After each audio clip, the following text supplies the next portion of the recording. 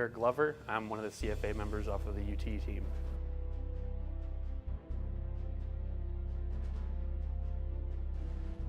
Probably what to include and how to go about finding the information that we needed. Whether or not we found the right pertinent information was kind of here nor there, but it's a really awesome experience to actually figure out what we need to do.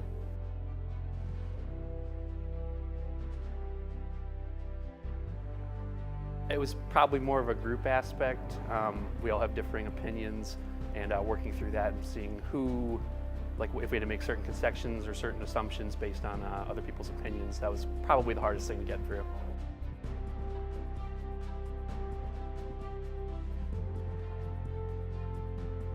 Well, I'd like to work for a Bloomberg company or something like that, or be a CFA.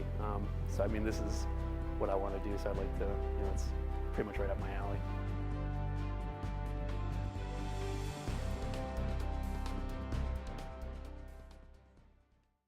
Good morning, everyone. Thank you for your time listening to our presentation this morning. We're the student researchers from the University of Toledo. I'm Ethan Bartek. I'm Ian Apple. I'm Philip Coveney. I'm Chauncey Choi. And I'm Eric Glover. All right, so before we get into the content of our presentation, I'm quickly going to introduce our proposal for Neogen Corporation. So because of Neogen's several competitive advantages, their aggressive and significant growth through strategic acquisitions, their sustainable capital structure, which includes zero long-term debt, we are proposing a strong buy for Neogen Corporation based off of their 7.7 potential return from our target price of $51.89. So now for our company overview. Neogen Corporation manufactures, markets, and distributes food and animal safety products around the world. The company is almost evenly divided between animal safety and food safety products. Animal safety products are products such as pharmaceuticals, disinfectants, and veterinary instruments, while food safety products are products such as microbial test kits, food allergen testings, and sanitation products. Neogen has been on an aggressive and successful international expansion. They currently have company headquarters in Canada, Brazil, Scotland, and China. As you can see from our data here, fiscal year 2014 was a very good year for the profitability increases of their overseas operations, and these now contribute to almost 40% of Neogen's total revenue. In about 2000, Neogen shifted its strategy to very aggressively focus on acquiring other companies. They have about 28 acquisitions throughout this time period, and over half of those acquisitions have become significantly more profitable in their first year under Neogen management. From Neogen's perspective, this growth has an element of organic growth because they're working with the acquired management team, because they're able to take these new products through their distribution channels. They offer this competitive resource and strategy to these companies to get them significantly more profitable. I'm now going to hand it over to Chang Sik to speak on our industry and competitors. We expect that the general US economy is heading toward a faster recovery. But for the last couple of years, US was able to achieve positive real GDP growth rate, and the IMF expects that their real GDP growth rate will be 3% this year. One negative factor is strong dollar value. Since 40% of Neogen's revenue comes from out of domestic market, it will strongly affect Neogen's revenue. When it comes to European Union and other developing countries, their overall economic performance is lower than what we expected.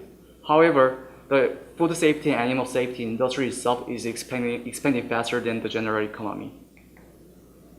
When it comes to animal safety industry, in October, FDA suggested a proposal for tightening animal food regulation, and other countries, developing and developed countries, are moving toward this trend. When it comes to food safety industry, there's two major trends. The first one is continuous demand for the organic growth, and second one is increasing demand for the livestock, following the great portion of the population moving toward the middle class, especially from Asia and India. These two trends will greatly pressure the governments to tighten the regulation, of course. When it comes to competitive position, Animal safety and food safety industry is relatively a niche market compared to the overall volume of healthcare industry. Thus, as far as I know, no major industry players such as 3M put much resource on this industry. The major rival company that we recognize is IDEX, but however, we believe that Neogen is on a comparative advantage due to their extensive sales system and product diversification within the industry and across the countries. And I will hand it over to Ian about the financial analysis. So when looking at the financial analysis for Neogen, the thing that really stands out are the strong fundamentals. The company has a history of solid financial statements, with the most notable features being their large amount of assets and the small amount of liabilities. The main contributing factors to these figures are a historically strong cash position and zero debt, with no future plans to change the capital structure. And looking at the history of Neogen's successful acquisitions, they were able to increase their assets while reducing their liabilities. And as you can see from the graph, the value of the company has done nothing but increase. So what does that mean for the future? Well, looking at the market growth rates for both food and animal safety markets, we have projected out future forecasted rates for revenues, EPS, and net income. And by looking at the graphs, they all indicate a positive upward trend, thus giving us confidence in our buy decision. I'll now hand it to Eric to talk about the valuation. All right, so when valuing Neogen, we use three separate valuation models. We use the discounted cash flow, relative valuation multiples, and a Monte Carlo simulation.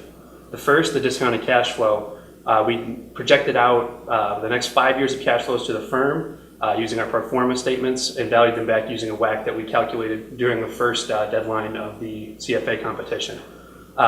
This gives us a target price of $41.77. The second valuation model we used were the relative multiples. We used the current multiples as of the first deadline. And we used our pro formas again to use the projected EPS, projected book value, and projected sales, giving us respective target prices of $51.41, $53.65, and $52.27. And lastly, the Monte Carlo simulation took into account every change in price since they IPO'd back in 1996. And it simulates a 252-day trading year with 10,000 iterations. It gave us an average target price of $59.06. And adding all these together, we weighted our discounted cash flows 30%, our Monte Carlo 40%, and the relative valuation 30%. And this gives us a 12-month target price of $51.89, which is a 7.7% return as of the first deadline when the closing price was $48.18. And I'll hand it over now to Philip to speak about the risk of Neogen. Through our research that we had found that Neogen's risks lie in three main categories: the future acquisitions, new technology, and quarterly fluctuations. The future acquisitions, while they have had a very lucrative history of acquisitions and it is part of their growth strategy, the success rate of those acquisitions and the availability of those acquisitions in the future does pose somewhat of a risk, even though a minor one. With new technology, with the testing products that they provide, the two factors that are the most competitive for those products are the speed of the results and also the cost effectiveness of the testing equipment itself. The risk is that their R&D is slow to anything in the market that would be something that a competitor could offer a lower cost point or also faster results for the testing. And then with the quarterly fluctuations, they don't have long-term contracts. They use short-term contracts, and when they receive the contracts, they report them right away, but they do not necessarily realize those revenues in that same quarter, which could skew expectations on their earnings. Based off of these factors, as an aggregate, we have come up with a matrix using the impact and probability of these. We feel that even though there are risks, that these risks are still relatively low. In conclusion, from our research and analysis, that we have come to a recommendation of a buy based off of the growing industry, successful growth through acquisitions, solid fundamentals, and exceptionally low risk. We found that the risk-reward profile is very reasonable for the potential return that we found. Thank you for your time and consideration. Did you take into account or talk a little bit about the management? The CEO is age 75 and the depth of the management, things like that, as far as how you value the company to moving forward in the past. So, yes, one of the things that we saw was the profile of both the executives and the board members and the ownership of it, and we did find that having the original founder still being in the leadership position, that going forward eventually when he is no longer the person like the guiding the ship, that they could have changes within their capital structure, or maybe a less conservative approach would give them more aggressive growth that we think going forward. But at the current situation, that he's still very much in charge. how much do the insiders own?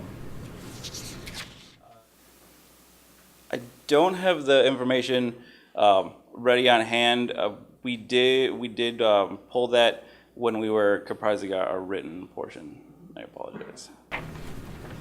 You had mentioned during the presentation that the M&A has resulted in, quote, significantly more profitability for the company. Is it possible for you to quantify that? Yes, so that information was taken from the investor presentation when us as the student researchers got to meet with, I believe, the CFO and another executive from Neogen. And although we do not have the specific numbers on hand, in that presentation you'll be able to find the aggregate amount of money that they've spent on acquisitions and then Neogen's return from those acquisitions.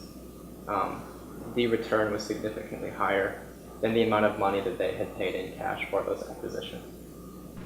Oftentimes people will look at operating margin trends. Did you look at operating margin trends for the company and also by segment, broken down between animal and food safety? In that same presentation that Ethan was speaking about, they presented their market shares and things like that, and that's how we projected out our pro formas. So we used their information to kind of get the size of the market that they thought they were serving. So going forward, like we can pull off the percentage, like the operating income percentage off of Bloomberg, and we use that to actually project out what the forecasted operating incomes could possibly be. So are most of the acquisitions in the higher margin part of the business? Recently they've gone into more animal safety, which is technically their higher earning percentage. From the standpoint of the Monte Carlo simulation and how you assigned a 40% weight to that, was there a lot of internal discussion amongst you guys as far as how to do the weights, or is it just? We tried weighting everything evenly. That really only changed the target price about 20 cents. There's a lot of like trend analysis that's kind of like a sexy and cool thing to use. You see like the Elliott wave cycle, like big trend analyses like that may or may not, any valuation may or may not necessarily be correct, but it was just something that we thought like represented the company well, especially as they're in a very strong growth stage.